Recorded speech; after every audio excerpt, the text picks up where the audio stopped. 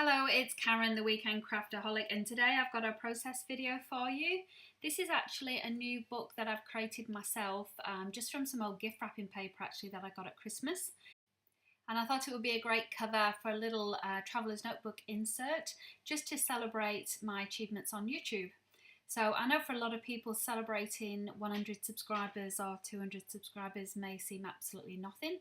But it's taken me 9 months to get 100 subscribers, and I'm really grateful for each and every one of you. So within a week I actually jumped from 100 to 200, and it was actually the same weekend that one of the YouTube channels that I follow, Dearly D, achieved 8,000. Now, as part of a celebration for achieving 8,000 subscribers, she gave away this cutter part sheet, and she did also put a little challenge out there to say anyone that does use it to tag me. So that's what I'm doing today. You can see here I managed to get 201 over the weekend, and it was something that I really was not expecting. I thought it would be another 6 to 9 months at least before I achieved that. So this is definitely something worth celebrating.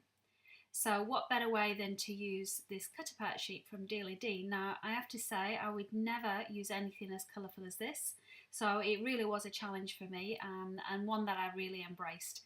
So I cut the sheets off, as you can see, and I've just made them to fit. Now, because this is an insert booklet I've made myself, it isn't the usual standard traveller's notebook size, so that's why you'll see me make some adjustments to this. Now, because I am very prone to making mistakes, I never go straight into the book. So I've got another piece of paper, a similar size, and what I've decided to do is use these watercolours that I've got, just to try and mimic the print really. So I've got kind of a symmetrical page, but one a little bit obviously lighter than the other. Now, I love these paints. They've got a beautiful metallic shine to them, so I really thought they would contrast very well with the dark matte image that I've got as well. So you can see here I'm not very good at watercolour, so I am trying to use them more and more, and I'm just trying to get stripes across here, not worrying too much about blending them, because as you can see on the original image they're not blended in any way, they are intentionally that way. So just working my way down here now and just trying to get a darker effect as I go with these colours, and I do love these colour combinations, I have to say. After my initial fright at thinking what could I possibly do, I really do love the end result of this layout. So I've got myself just a little bit of toweling sheet because it was getting a little bit too watery, and I didn't want to damp the image itself because that does tend to remove the metallic shine from these watercolours. So I'm just removing that from the brush itself. And then I do realise at this stage that my lines aren't matching up, and I think the only way to try and rectify it is to try and go over those colours again at the top to make them a little bit more lower, a little bit more darker red, but of course I then end up colour blending to get a purplish colour.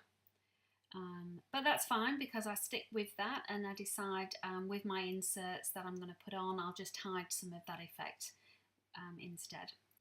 I'm just clearing up my crafting area now, just removing the water before I spill it, and tidying up that craft mat as well, and then just moving all my bits and pieces out of the way as well. So I obviously need to let that dry for a little while, so whilst that's drying I'm just going to work on the right hand side now.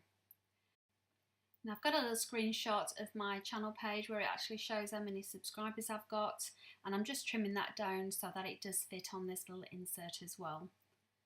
So I apologise for this being slightly off page, but I'm just going to place that at the top of this so you can't actually tell that there isn't purple lines beneath that.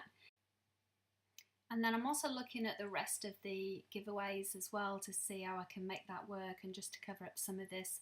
And I love this little 3x6 card with the love hearts on, but I do want to have the love hearts coloured. I don't know if you can see on here. The love hearts are coloured in the same order as the actual sheet itself, but I do want them aligned with that, so I've got to place a little bit higher. I wish I'd have thought about that sooner, or else I probably would have placed my little photo a bit lower down or even in the centre. But as it turns out, that's a really good place for me to put my foam letter stickers. And these are from Heidi Swap, and they're really good. They've got a peel off top layer which has some adhesive underneath, so you can add glitter or any other finishes you'd like to it. They're a little bit fiddly, especially with these false nails that I've got.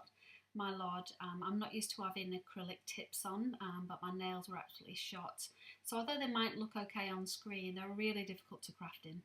So I'm covering the foam stickers with some gold glitter because I do intend to do some journaling as well with a gold pen. And I thought this was a better option than picking a particular colour because the layout itself is very colourful.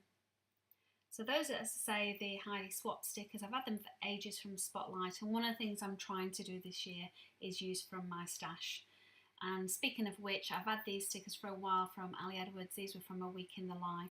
I haven't shown the entire section where I cut in these actual sentiments out, but I've picked some really good ones here that are great for this spread. So things like, it might seem boring but it's mine, celebrate this moment, yes that happened, and giving thanks for the day. And I'm just putting them in order really, so there's different lengths, there's different widths, so they look a bit mishmash and not all uniform, because I don't want them perfectly straight.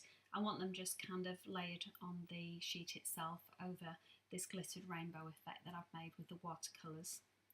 And now that I'm happy with those, I'm just using my tweezers just to try and glue these on. Now this is a little bit awkward for me. I am left-handed. I really wish I was ambidextrous. It doesn't look as bad on the screen as it actually felt doing it. It felt really awkward using that glue gun with my right hand. And you can see at some point I do change over. But obviously the tweezers are the more effective way, just to make sure I do get these in the right order. And this is my favourite part of the Cutter Pack sheet, actually, this little tag that says love, so I definitely needed to make sure I included that somewhere. Now this little love heart sheet itself looks a bit plain, so I've managed to find this from my stash as well. It's an acetate love heart card, and I thought the colours in that really matched the love gift tag very well. And I'm really pleased with how this is coming together. So you'll see just on the right of the screen, I did use another piece of that love heart cut out 3x4 sheet to do some journaling on, but it really was too busy. So I'm just copying it now directly onto that insert that I've watercoloured instead. I did originally think of doing some hidden journaling behind that card, but I obviously did want to write it on the front because I am very proud of this achievement. And I've just dated it as well so I can remember the date for that. Of course, I wouldn't have achieved it without all of you subscribing, so thank you each and every one of you very much. It really does mean a lot to me, and it does encourage me to keep posting as well.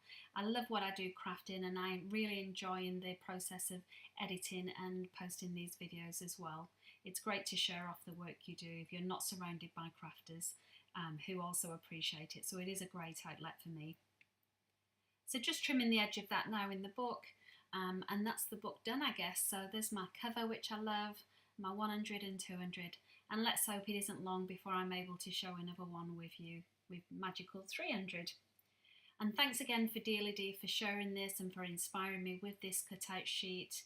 I really do love it, and thank you for sharing that. I'll link to her channel below. I'd encourage you all to check it out. She has some amazing videos. Hey, thanks for watching. If you've got any comments about this video, please leave them below. I'd love to see them. And if you enjoyed this video, please give it a like. That way YouTube knows to recommend similar ones for you. And finally, if you'd like to see more from me, and I hope so, please subscribe by clicking the link below. I post new content every weekend.